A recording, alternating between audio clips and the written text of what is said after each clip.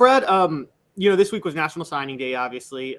We've talked a lot of recruiting, and you were part of the era of Tennessee football where if you didn't get a top 10 class, it was a massive WTH. But the funny thing to me was like the peak run for Tennessee in recruiting was like 93 to 97, and you were part of the class 95 that was ranked the lowest of those 5 classes, but was also the most productive in terms of wins and losses.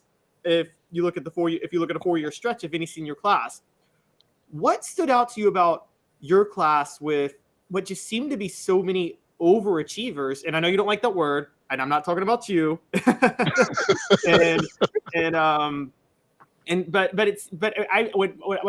wouldn't say overachievers in this. It seems like overlooked players that were not recruited as highly, but I mean, again, that was by far the most successful class in Tennessee football history if you look at recruiting.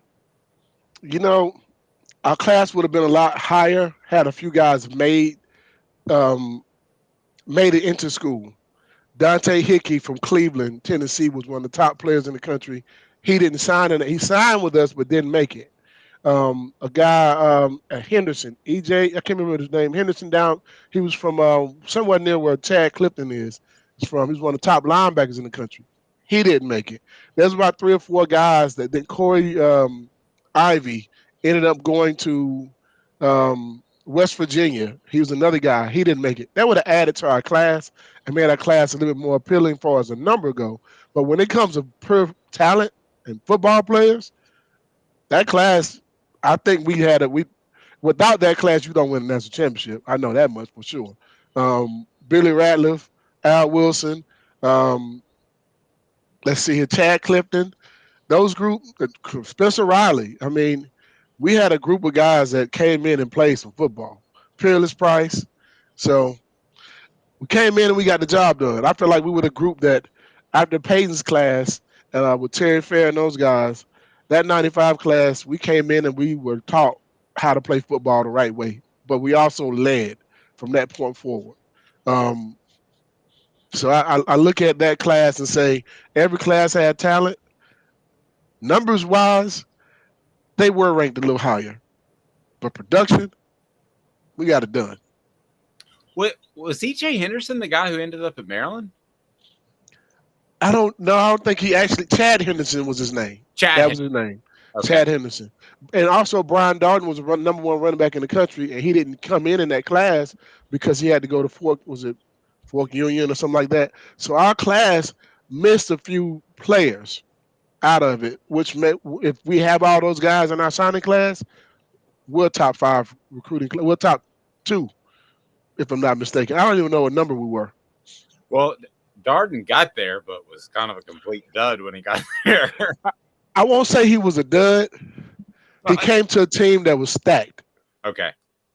I mean, you got to think about something. You walk into a group that you have a Jay Graham who just came off a 1,400-yard rushing, season. Then you get, well, I'll take that back. That was Jay's first year starting. But then you get Brian Darden that was coming in 95, and he goes to a prep school. When he comes there, Jay just came out 1,400 yards. And then the next year you bring in Jamal Lewis, Travis Henry, Travis Stevens. Oh. You know what I mean? Like, you just kind of got lost in the shuffle. Dominique Stevenson was a running back coming out of high school also, and also Chris Ramzur. We signed 5 running backs out of the top 25 in that class. So he kind of came that spring, and then all these superstar football players walked through the door, play the same position. Yep. So I don't look at Brian and say he was a dud. He just got here at the wrong time. You know what I mean? He got here at the wrong time. There's a lot of truth to that. And nowadays you get stuck, or you don't get stuck at a school like you used to. I mean, yeah. I still remember the most infuriating thing to me, and I've thought all along that players should get a piece of the pie in NIL and transfer. But I understood, and I thought they should be able to transfer. But I understood the argument against it. Okay, the one thing that always infuriated me is that if a school didn't release you to another school, you had to pay your own way. You had to pay your tuition at another school. So we're going to take an amateur athlete and give him a financial penalty for leaving. That doesn't jive, Fred. That used to just always gripe me. Yeah, it still does. And if Brian Darden had transferred to another school in the SEC, he would have played a lot. That's being honest. He was an athlete. He could catch the ball out of the backfield, and he had speed. However, he just didn't fit. He didn't fit our style of offense, how we ran it back then. We put full back in front of you. It was just Jamal Lewis was better suited for that. So was Travis Henry, and they were just so good that, hey man, it kind of pushed him out. But if he was in this offense, you would take a Brian Darton. The way they throw the ball in open lanes, he could line up and match up with a linebacker and easily make some things happen. I think he was a great athlete, still is a good athlete. So I'll never say anything bad about my teammates when it comes to how they played and what I thought about them as a player, unless I thought they were horrible. And I'll tell you that too. But I think Brian Dawg was a good athlete. He was at the UT at the wrong time. Had he came in '95 and had a year up on those other guys, I think it may have worked out a little bit different. But him coming in '96 and they came in the spring of '97, it just changed everything for him. Fred, we had a couple of questions on the message board. I know Caleb wants to work something else in too, but on the message board, talking about how many reviews would you have gotten? And this is something that's changed in football. And yeah, I thought you were incredibly clean, hard hitting safety. So I don't know that you would have gotten a lot, but I just want your thoughts. He laughs. Would you? I might have got kicked out of a few games. I'm pretty sure. What do you think of that evolution of football? It's been so long. I would have had to have changed my game some. I mean, I'm being honest when I say this, and I ain't trying to, I'm being real. My sole purpose of tackling you was not just to make the tackle sometimes. I mean, my perfect tackle was to see your soul leave your body. And that was literally how I wanted to play the game. I know that's not what you want to say in this politically correct era and those type of things. You want nobody down the field. I really want to knock you out. I didn't want you to. I want your arm to be still in the air when you hit the ground. Yeah, that's what I wanted. I mean, we wanted the big hits. We wanted the hits that you had on John Madden. Those were the hits everybody wanted. So I was looking for that hit.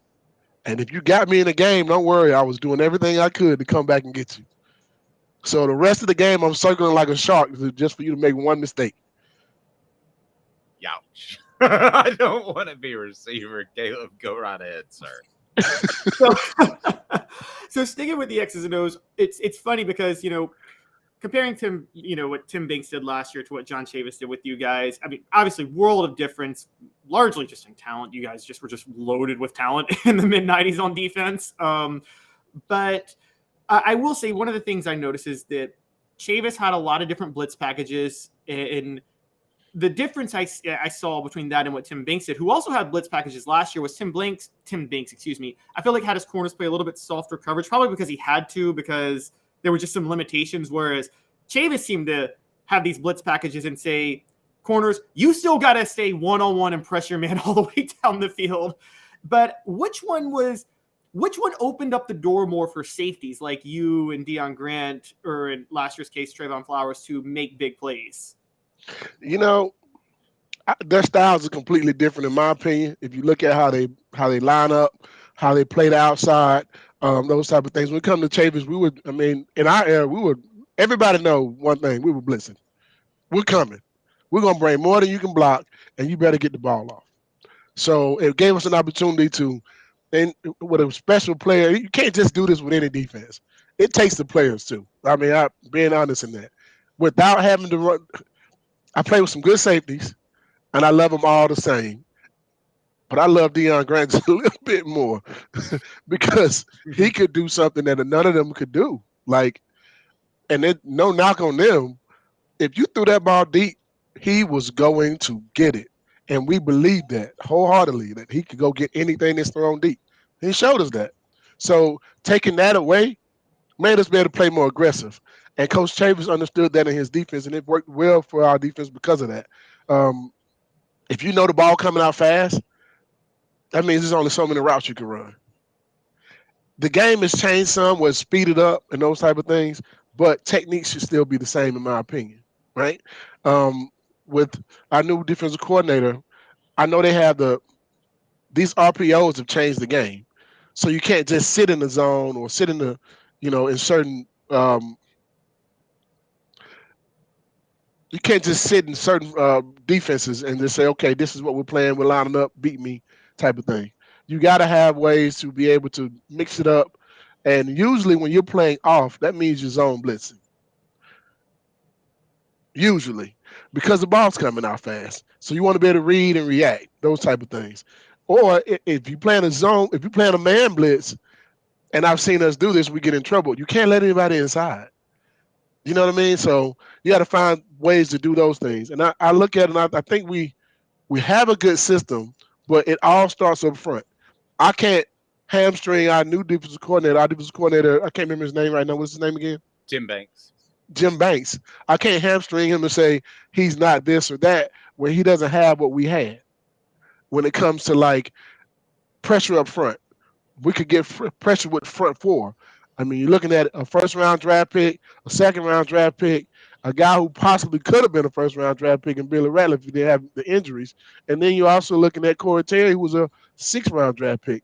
I mean, you got guys on the front line that were going to get it, So he doesn't have the luxury of having an Al Wilson in the middle in defense either, or Raylock Thompson and Eric Westmoreland. First round draft pick and 2 second round draft picks. So there's a difference in what he has to work with. There's a difference in what he's able to call because of some of those limitations. And I'm not trying to say that some of these guys are better. Just it is what it is. But that talent up front gave us the opportunity to be able to run the defenses that we ran. Getting off the ball, getting to the quarterback, getting those sacks made it easy for us in the secondary, and they work hand in hand. When you got that good play up front, you have the same thing in the secondary because they know the ball is coming out fast. Going back to what you said, and I know you got to run, Fred, but going back to what you said, somebody said that Ramel Keaton had the greatest catch in the history of Neyland Stadium. And I started the Twitter war, and I didn't mean to, but I just said, no, it's Deon Grant, 98, and it ain't close. Against Florida, the one-handed catch, Travis McGriff running down the sideline, that was the greatest catch in the history of Neyland Stadium, bar none. That is one of the greatest catches I've ever seen.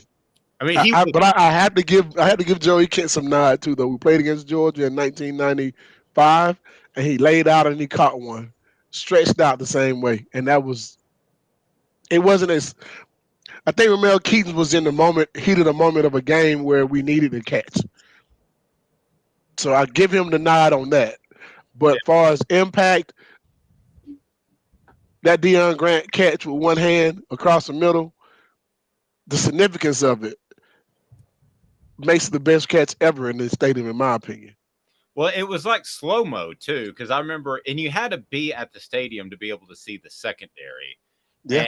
And if you were just watching on TV, you didn't see how far Deon was from that play. And I remember slow motion in my head saying, that's a touchdown. No, he might get there. Oh, my goodness, he's going to get there. Oh, he was beat. Yeah. I was like, Derek Edmonds is my buddy. I love him to death. But D-Rock got beat. He was beat. It was if there's no Deon, there's touchdown. Plain and simple. It is a touchdown. The scoreboard lights up. Gotcha. All right. Great stuff as always. Again, one question, not to put you on the spot, but on our message board, how did you feel when Chief John Chavis called prevent when you were up by 14? Said he drove him crazy. It didn't happen that much, did it, or did it? No, I really didn't. Here's what I tell people all the time. When a coach calls a defense, he calls a defense that's supposed to win. It's up to you, the player, to do your job. If you don't do your job, then it's not going to look good anyway. I mean, you got 4 defensive linemen. You got 3 linebackers back in that time. And then you also had 4 secondary guys. Our job is to do our job. Plain and simple. I don't put anything on the call There are plenty of times when you call something that is the wrong play to call. Plain and simple. And you still make it happen. And I go back to this all the time. It can't be one way without the other. Played against Arkansas when we got that ball back. Spencer Riley told the defensive line, "We're going to the right, and you can't stop us." He said that 6 plays in a row, and they ran it 6 plays in a row. I remember They that. knew what was happening, and they still couldn't stop it. It's called execution. So I don't put everything on the coach. Some things are on players. So that's how I answer that.